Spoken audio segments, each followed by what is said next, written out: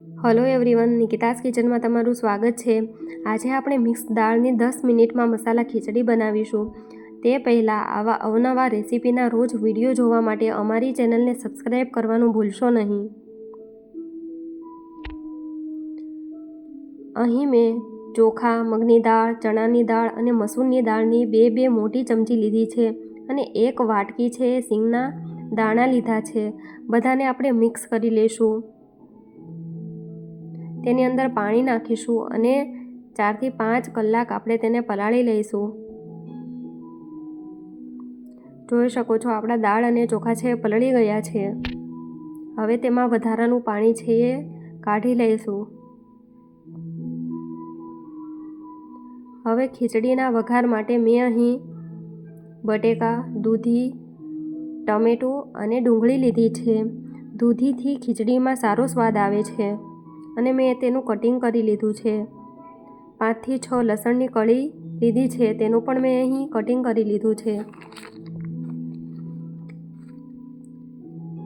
કુકરમાં આપણે 1.5 પાવડું તેલ લઈશું।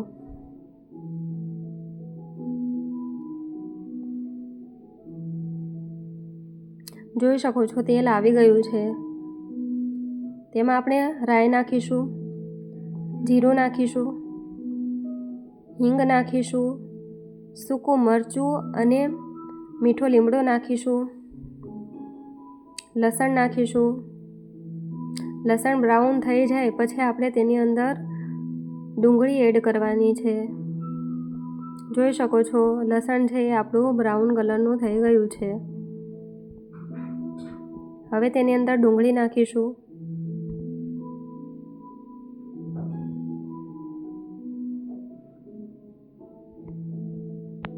હળદર નાખીશું, સ્વાદ અનુસાર મીઠું નાખીશું અને 2 થી 3 મિનિટ સુધી આપણે તેને ચોળવી લઈશું।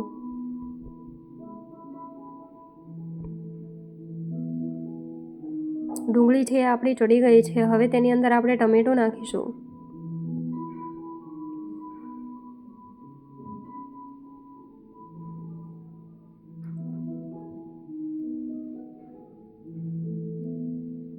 ટમેટું છે એ ચડી ગયું છે। હવે તેની અંદર આપણે દૂધી અને બટેકું એડ કરીશું।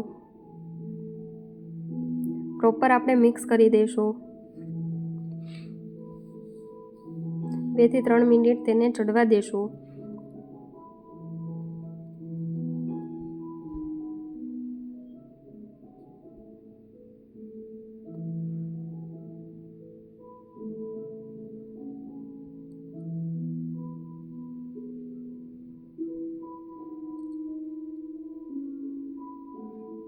હવે તેની અંદર 2 ચમચે આપણે લાલ મરચું પાવડર નાખીશું,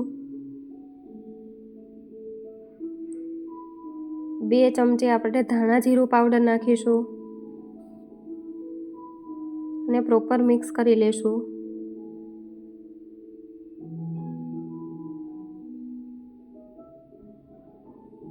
હવે આપણે તેની અંદર દાળ અને ચોખા નાખીશું।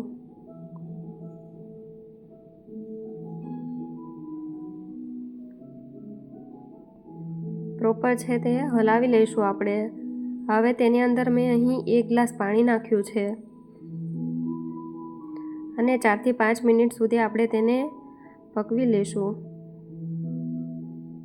જોઈ શકો છો આપણી સરસ મજાની ખીચડી છે એ ચડી ગઈ છે। હવે તેની અંદર આપણે લીંબુ નાખીશું,